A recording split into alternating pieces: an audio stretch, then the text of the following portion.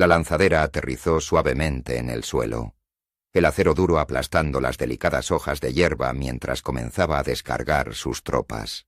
2000 Gracanti, simiescos con 4 brazos y piernas pesadas, todos vestidos con armaduras tradicionales. Rápidamente marcharon fuera de su transporte y se pusieron firmes en sus filas para sus 14 oficiales. Este era uno de los muchos ritos de sumisión que permitía el Gran Pacto. La humanidad, una nueva especie, una nueva raza, nuevas caras en el universo, había sido descartada por el pacto como una raza bárbara de provincias debido a sus conflictos internos. Así que muchos de los imperios y grandes naciones invocaron el rito de sumisión, un rito donde los locales serían desafiados a un duelo entre dos fuerzas en guerra. El proceso era simple. Se llevaría a cabo una guerra en la que 2 unidades estáticas se enfrentarían por el territorio. No se permitiría que más de 10.000 hombres por bando participaran en el conflicto. El perdedor renunciaría permanentemente a cualquier reclamo sobre el sistema, pero podría invocar contra cualquier otro sistema para probar su suerte nuevamente en cualquier momento. Incluso el mundo natal podría ser invocado. Si el defensor perdía la batalla, abandonaría inmediatamente todas las operaciones y dejaría el sistema. Si se negaban, todo el pacto los atacaría y los aniquilaría. Era más fácil y simple que un genocidio masivo o una guerra abierta, y costaba menos vidas y recursos. Era un sistema que funcionaba, y para hacerlo justo para los primitivos locales u otras civilizaciones similares, el rito se llevaría a cabo en su propio terreno para darles una ventaja. Los Gracanti esperaban una victoria fácil mientras se concentraban en un pequeño archipiélago en el mundo humano, Tarinth VI, un mundo selvático rodeado de volcanes y densa maleza.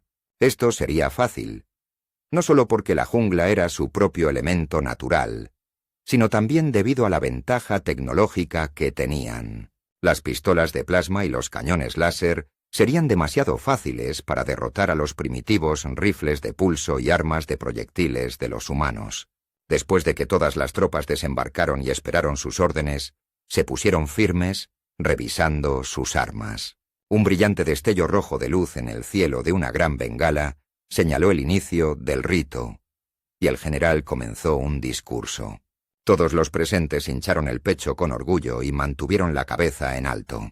Esto sería una victoria fácil, pensaron. Su equipo sensorial no detectaba ningún movimiento en ningún lugar, ni veía nada cerca. El general se detuvo en seco, dejó escapar un suave gemido de dolor y luego colapsó muerto en el suelo. Un soldado rompió filas e intentó prestar ayuda solo para encontrar un pequeño agujero en la parte posterior de la cabeza del general. La sangre verde ahora manchaba sus manos. Gritó que estaban bajo ataque, justo cuando su capitán de escuadrón emitió un pequeño sonido blando, salpicando sangre sobre el pobre infeliz detrás de él. Luego cayó al suelo, muerto. El pánico se apoderó de la unidad mientras corrían para cubrirse y comenzaban a buscar objetivos, solo para no encontrar ninguno. Pasaron unos momentos en silencio, sin más muertes, sin nada. Un oficial asomó la cabeza para comprobar algo y murió instantáneamente cuando una bala le atravesó el ojo. El grupo comenzó a disparar en pánico hacia los árboles en la montaña para intentar cubrirse. 6 hombres más murieron por balas, cada uno con un disparo perfecto directo a la cabeza. Aunque estos hombres llevaban cascos que fácilmente desviaban disparos en la mayoría de los casos, las balas simplemente los atravesaban. El fuego de pánico continuó un poco más, y algunos oficiales se atrevieron a salir a la línea de fuego llamando a detenerse. Siguieron unos momentos tensos y no hubo más muertes. Los oficiales reunieron a sus tropas y las enviaron a los árboles. No encontraron nada. Sin municiones, sin huellas, sin rastros, la mayoría de los soldados corrieron hacia la jungla y experimentaron un silencio inquietante sin siquiera el canto de los pájaros en el aire. Nada más que el suave zumbido del viento y el suave susurro de las hojas. Para asegurar su camino de regreso, un escuadrón de 50 hombres custodiaba los transportes. Una retirada significaba una pérdida, pero de una pérdida se podía aprender. Había 50 transportes todos ellos en el aire flotando suavemente a unos pocos pies del suelo, y un escuadrón de 200 para protegerlos. De repente se escuchó un fuerte golpe en la distancia, poco antes de que un transporte fuera destruido instantáneamente, convirtiéndose en una enorme bola de fuego. Algunos de los hombres cercanos fueron incinerados o lanzados por las explosiones. Segundos después, otro impacto voló el motor de otro transporte, causando que girara incontrolablemente, llevándose por delante a otros 2 transportes en el proceso al estrellarse contra ellos. El pánico se apoderó de los hombres en el suelo, mientras 2 transportes más eran alcanzados, uno de los cuales aterrizó sobre un oficial que tenía la mala suerte de estar tratando de calmar a sus tropas en el lugar equivocado. De repente comenzaron a ocurrir explosiones masivas y detonaciones aleatorias en la montaña. La unidad de 200, enviada a explorar la ladera de la montaña, ahora estaba en pánico, disparando salvajemente hacia los árboles, mientras de repente detonaban, piernas y brazos siendo severamente mutilados. Ahora asediados en 2 frentes, los transportes eran presas fáciles y un proyectil impactó perfectamente en la cabina, matando al piloto que lo estrelló contra el suelo, aplastando a un escuadrón de 6 hombres. Para cuando algún oficial se recuperó lo suficiente como para dar órdenes, la unidad de la montaña estaba toda muerta o moribunda, y solo 13 de los 50 transportes seguían volando. Se dio la orden de retirada y los transportes huyeron. Mientras ascendían al cielo, una estela de humo surgió repentinamente de las montañas que los rodeaban. Cada transporte fue alcanzado por un ataque de misiles que surgió de la nada. Primero 5, luego 8, luego 10 misiles, cada uno apuntando a un transporte. Cruzaron el cielo.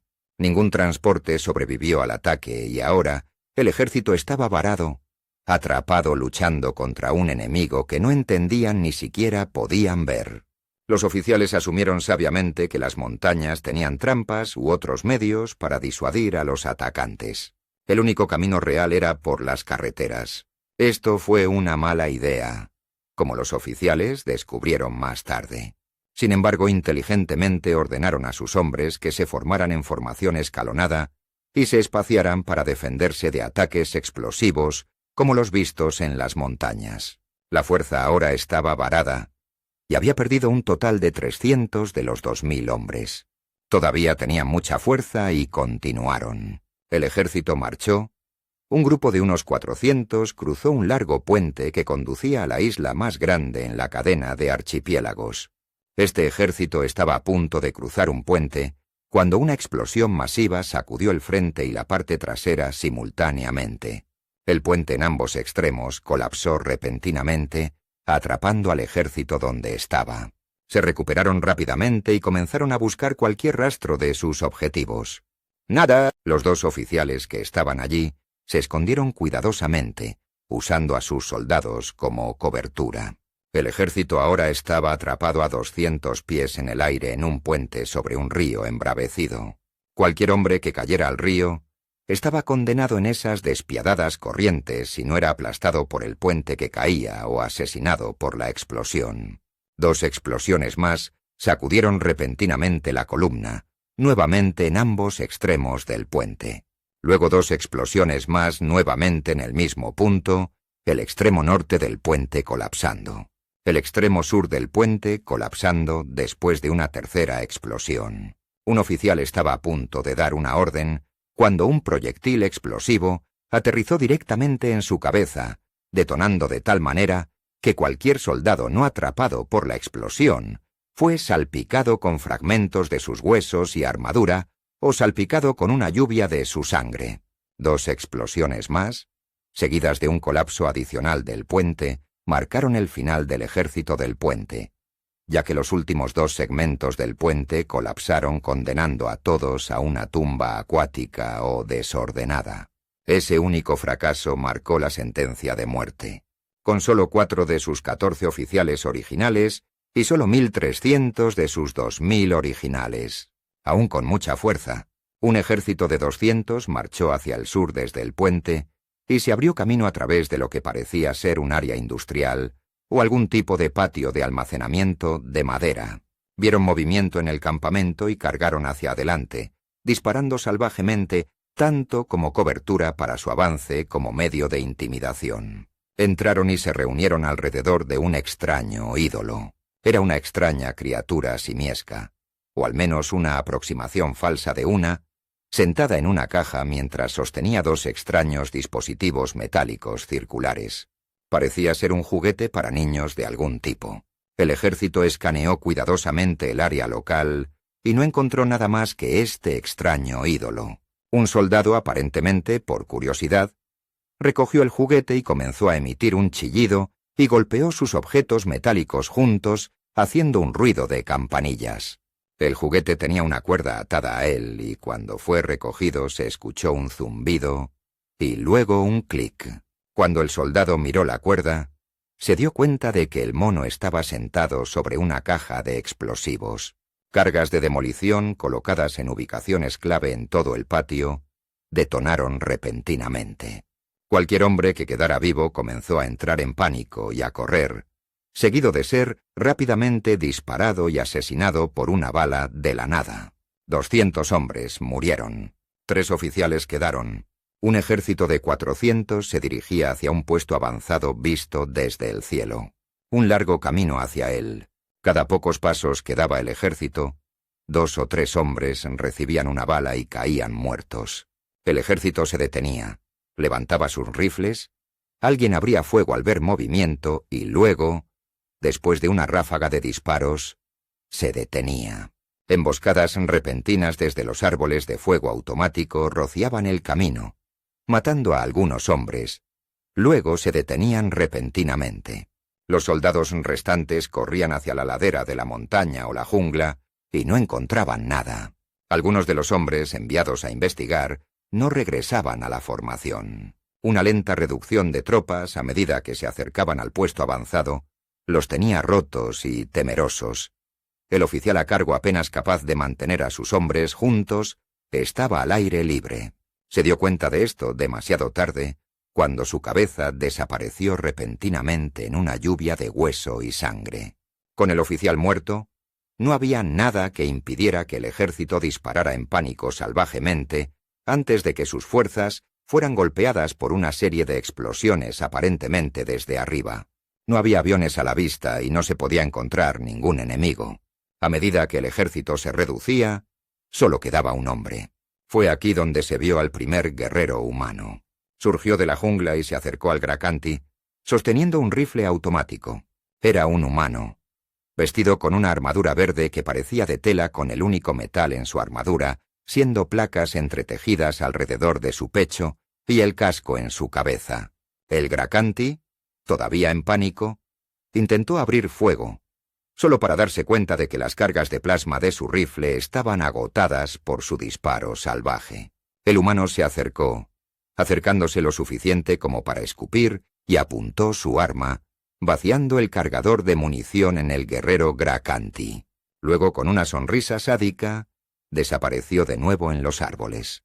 Un ejército al oeste, una fuerza de 300, encontró un final repentino y desordenado al encontrarse con un vehículo militar humano. Un solo vehículo militar los encontró en un campo abierto. Una cosa fea y cuadrada sobre orugas primitivas con un solo cañón montado en una torreta. Los oficiales estaban inquietos por él. Su cañón era extraño. Tenía 8 cañones que giraban. Al registrar una amenaza, el vehículo cargó contra ellos y comenzó a disparar. El ejército había caído en una trampa perfecta y el cañón del vehículo comenzó a rociar miles y miles de balas en las fuerzas del ejército, masacrando a cada hombre allí. Las armas de plasma disparadas contra él serían demasiado lentas y la velocidad del vehículo le permitiría ignorarlas mientras se movía. El blindaje estaba espejado o pulido, por lo que el fuego láser rebotaría inofensivamente. La batalla duró apenas 2 minutos mientras la máquina flanqueaba al ejército y golpeaba su costado. Un ejército de alrededor de 100 había encontrado un terreno demasiado difícil de atravesar y había retrocedido a su punto de entrada, solo para encontrar un cementerio humeante de sus camaradas. Indignados por este deshonor, se movieron hacia el oeste, hacia el puente. Su existencia fue breve. Unos extraños objetos cilíndricos aparecieron repentinamente a sus pies y comenzaron a emitir humo que oscurecía su vista. Siguió una escena de terror y horror, haciendo que los hombres entraran en pánico y corrieran. La visión de un humano usando un dispositivo conocido como lanzallamas fue una escena que recordaba su historia antigua de un dios de odio y venganza que los plagó hace milenios. La visión hizo que muchos huyeran, solo para ser inmediatamente asesinados por una bala de la nada. Aquellos que se mantuvieron firmes o no lograron correr a tiempo fueron envueltos por un infierno abrasador que quemó su piel y los hirvió en su propia armadura. Al ver que el mundo al aire libre era un medio de muerte, los últimos 300 hombres se abrieron camino cuidadosamente a través del terreno y trataron de evitar las carreteras y áreas abiertas. 100 de esos hombres cayeron presa de balas aleatorias de la nada, trampas en los árboles o fosas en el terreno. El último oficial restante en el grupo cayó en una trampa de foso, y los soldados con él entraron en pánico y huyeron hacia los árboles al verlo boca arriba en la trampa, con su cuerpo convertido en un literal cojín de alfileres. Los 200 restantes fueron eliminados por francotiradores o cayeron presa de trampas y minas. Para cuando terminó, quedaba un grupo de 10. 10 de 2000, esos 10 ahora estaban acurrucados de miedo en medio de un campo. Un soldado aparentemente ahora loco llamó a su enemigo para que se mostrara. Luchar como verdaderos guerreros. Su disparo en pánico había agotado toda su munición, y solo tenían cuchillas para luchar ahora. Sin embargo, superaban a los humanos, así que no significaba nada. Ganarían. Los soldados se pararon en círculo y desafiaron a su enemigo a mostrarse. Una repentina lluvia de sangre bañó a un soldado mientras 9 de los 10 hombres caían muertos repentinamente por una bala. El soldado restante gritó de rabia y terror mientras limpiaba frenéticamente su rostro de la sangre de su hermano. Gritó a los locales para que se mostraran, desafiando a los humanos a enfrentarlo en combate. Escuchó un ruido de hojas y de repente 2 docenas de humanos aparecieron aparentemente de la nada. Cada uno llevaba una selección de arbustos y pintura facial, haciéndolos mezclarse perfectamente en la maleza.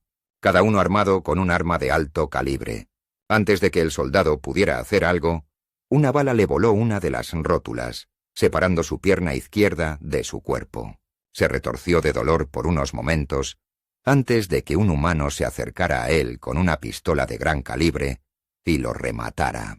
La armada Gracanti presente en el sistema grabó todo el evento y se dio la vuelta frenéticamente.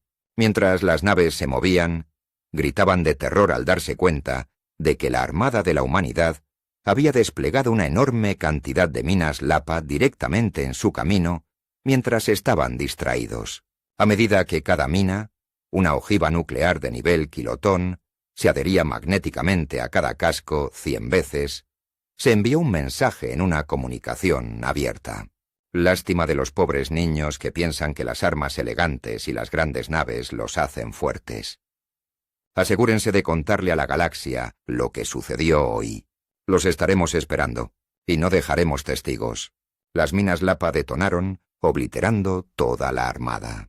Los únicos vestigios de la flota estelar Gracanti se desintegraron en pedazos de nada más que escoria y restos. El único sobreviviente fue una fragata apenas funcional, que solo recibió un impacto de la detonación. La humanidad la dejó escapar. ¿Por qué razón la galaxia nunca lo sabría? La galaxia vio la grabación. El pacto prohibió cualquier futuro rito contra la humanidad y prohibió a los comerciantes de su espacio. Muchas armadas y flotas estelares se esforzaron por tratar de obtener venganza y represalias. Estas flotas nunca se volvieron a escuchar.